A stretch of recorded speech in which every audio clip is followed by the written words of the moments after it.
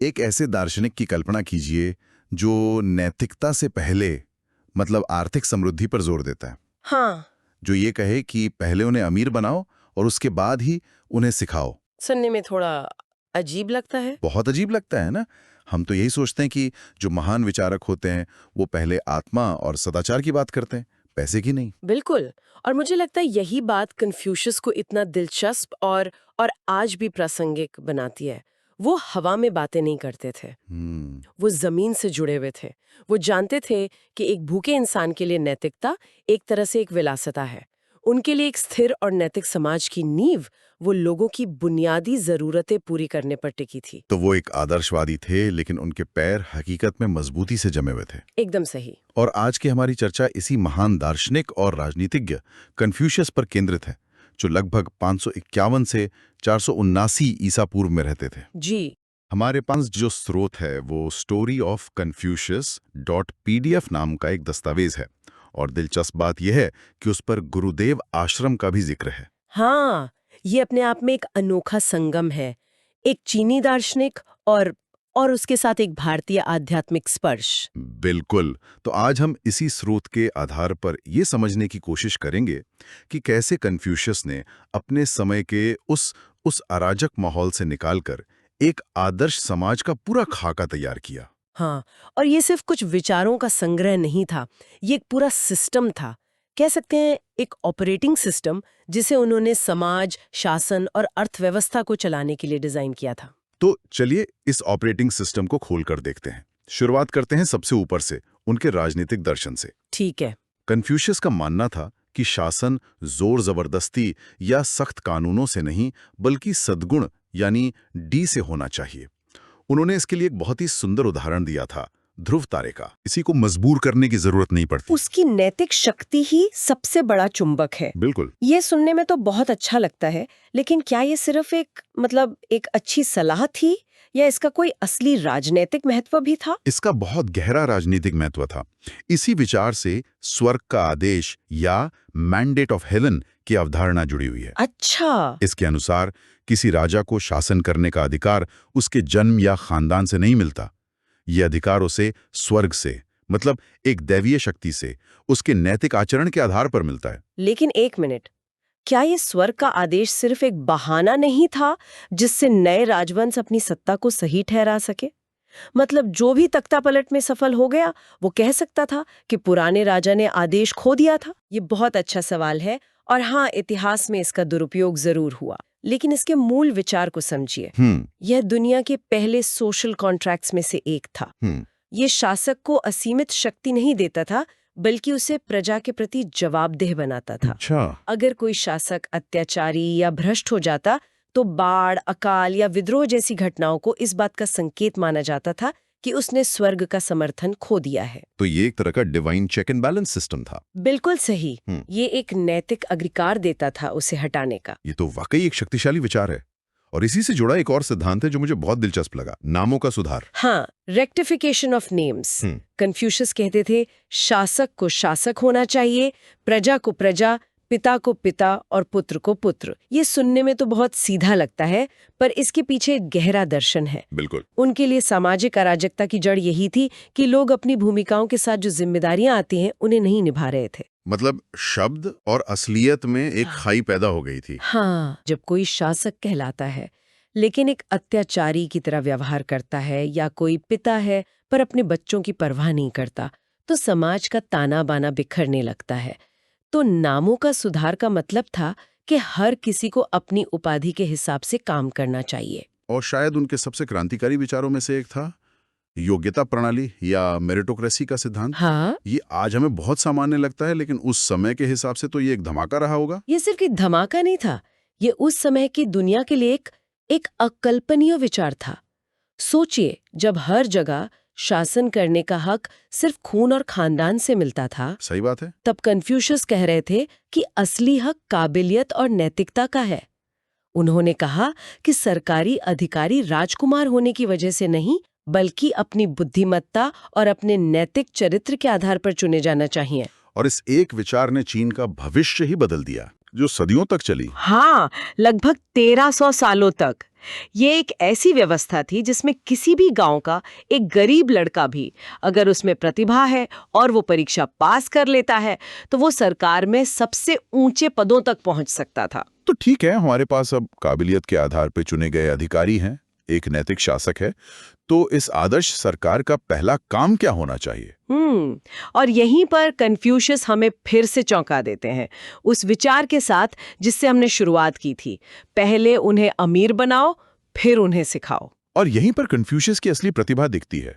वो सिर्फ हवा में नैतिकता की बातें नहीं कर रहे थे, वो जानते थे कि जिसे हम कहते हैं भूखे पेट भजन नहीं होता। सही बात है। उनका मानना था कि जब लोग भूखे प्यासे अपनी बुनियादी जरूरतों के लिए संघर्ष कर रहे हों, तो उनसे नैतिकता और शिष्टाचार की उम्मीद करना वो व्यर्थ है। तो अपराध और अशांति तो बढ़ेगी ही। बिल्कुल।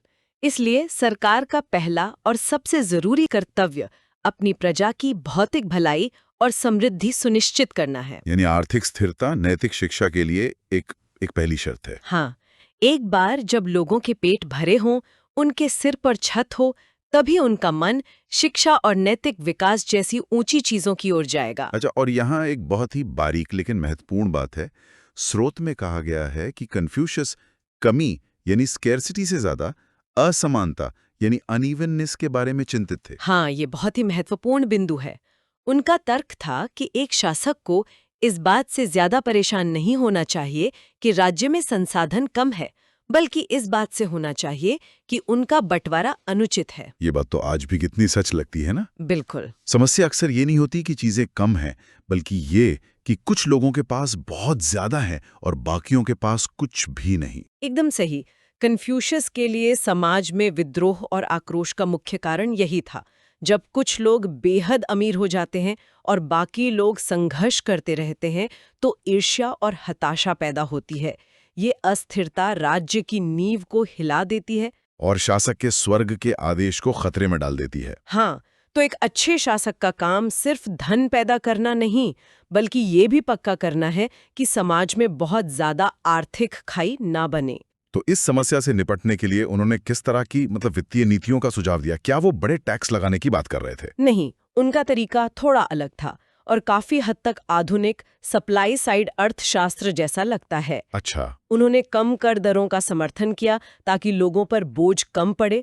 उन्होंने एक तरह के हस्तक्षेप यानी लेजे फियर दृष्टिकोण की वकालत की, जिसमें सरकार लोगों के आर्थिक जीवन में कम से कम दखल दे। और सरकारी खर्चे के बारे में क्या? वे सार्वजनिक खर्चों में फिजूल खर्ची के सख्त खिलाफ थे। उनका मानना था कि शासकों को मितव्ययी होना चाहिए। बड़े बड़े महल बनाना, शानदार दावतें देना, ये सब उन्हें प्रजा के पैसे की बर्बादी लगता था। ये सिर्फ पैसे बचाने के लिए नहीं था, बल्कि एक नैतिक उदाहरण पेश करने के लिए भी था। बिल्कुल। जब शासक सादा जीवन जीते हैं, तो ये समाज में टकराव और ईर्ष्या को कम करता है। तो एक तरफ कम टैक्स और मितव्ययिता जैसी आर्थिक नीतियां थीं, और भरोसे और रिश्ते की बात करें तो यही कन्फ्यूशियस के सामाजिक दर्शन का भी केंद्र था। हाँ, उन्होंने पूरे समाज को रिश्तों के एक मजबूत ताने बाने के तौर पर देखा। समाज की असली ताकत उसके सबसे छोटे हिस्से यानी परिवार से आती है। यहीं से उनके सामाजिक दर्शन की शुरुआत होती है। उन्होंने समाज की नींव 5 प्रमुख संबंधों यानी 5 कार्डिनल रिलेशनशिप्स पर रखी। ये 5 रिश्ते थे: शासक और प्रजा, पिता और पुत्र, पति और पत्नी, बड़ा भाई और छोटा भाई, और दोस्त और दोस्त। बात यह है कि ये रिश्ते एक तरफा नहीं थे। हर रिश्ते में आपसी दायित्व शामिल थे। ये बहुत महत्वपूर्ण है। ये सिर्फ छोटे से बड़े के प्रति आज्ञाकारिता नहीं थी, ये एक दो तरफा सड़क थी। जैसे प्रजा का कर्तव्य शासक के प्रति वफादार होना है, लेकिन शासक का भी कर्तव्य है कि वो प्रजा की भलाई करे। उसी तरह पुत्र का कर्तव्य पिता का सम्मान करना है, लेकिन पिता का भी कर्तव्य है कि वो पुत्र को शिक्षित करे। तो ये आपसी जिम्मेदारियों का एक नेटवर्क था जो पूरे समाज को एक साथ बांधे रखता था। बिल्कुल। और इन सभी संबंधों में एक को सबसे ज्यादा महत्व दिया गया था, जिसे सभी गुणों की जड़ माना जाता था: पुत्र धर्म या फिलियल पायेटी। हाँ, शाओ। माता पिता और बड़ों का सम्मान इतना केंद्रीय क्यों था? क्योंकि कन्फ्यूशियस के लिए परिवार समाज की पहली पाठशाला थी। उनका मानना था कि अगर कोई व्यक्ति अपने परिवार में अपनी भूमिका ठीक से निभा सकता है, तो वही गुण वो बड़े होकर समाज में भी दिखाएगा। हाँ, परिवार में सीखा गया अनुशासन, सम्मान और कर्तव्य की भावना ही राज्य के प्रति वफादारी का आधार बनती है। वो कहते थे कि राज्य एक बड़े परिवार की तरह है और शासक उस परिवार का पिता। ये तो एक नीचे से ऊपर की ओर जाने वाला दृष्टिकोण था। परिवार में सद्गुण पैदा करो और वो अपने आप राज्य में फैल जाएगा। जी। इन संबंधों को निभाने के लिए कन्फ्यूशियस ने 5 स्थायी गुणों यानी 5 कांस्टेंट वर्च्यूज पर भी जोर दिया। हाँ, ये 5 गुण उनके नैतिक दर्शन का सार हैं। पहला है रेन, यानी परोपकार, दूसरों के प्रति गहरी सहानुभूति। दूसरा है यी, यानी धार्मिकता, हमेशा सही काम करने का संकल्प। तीसरा है ली, यानी शिष्टाचार और रीति रिवाज। चौथा है जी, यानी विवेक, सही और गलत के बीच अंतर करने की क्षमता। और पांचवा है शिन, यानी ईमानदारी। और ये जानना भी दिलचस्प है कि कन्फ्यूशियस ने खुद कोई किताब नहीं लिखी, वो एक शिक्षक थे। उनके सारे विचार और संवाद उनके शिष्यों द्वारा उनकी मृत्यु के बाद एनालेट्स या लुन्यू नाम के ग्रंथ में लिखे गए, और यही ग्रंथ आज उनके दर्शन को समझने का मुख्य स्रोत है। हाँ, और पिछले 2500 सालों से पूर्वी एशिया की संस्कृति और राजनीति पर इसका गहरा प्रभाव रहा है। तो अगर हम आज की इस पूरी चर्चा का सार निकालें, तो ये साफ है कि कन्फ्यूशियस ने एक स्थिर, नैतिक और समृद्ध समाज के लिए एक अविश्वसनीय रूप से सुसंगत और संपूर्ण खाका पेश किया।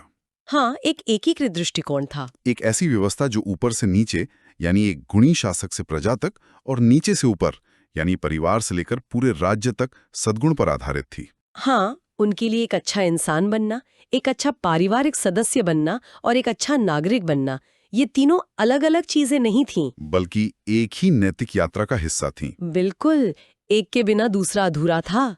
उनकी पूरी फिलॉसफी इसी एक विचार पर टिकी थी कि एक अच्छा समाज अच्छे व्यक्तियों से बनता है और अच्छे व्यक्ति अच्छे परिवारों में पलते हैं। ये वाकई एक बहुत ही व्यापक और व्यवहारिक दर्शन है। और अब इस चर्चा के अंत में श्रोताओं के लिए एक विचार छोड़ते हैं। जरूर। हमारे स्रोत में नामों के सुधार के सिद्धांत का जिक्र है।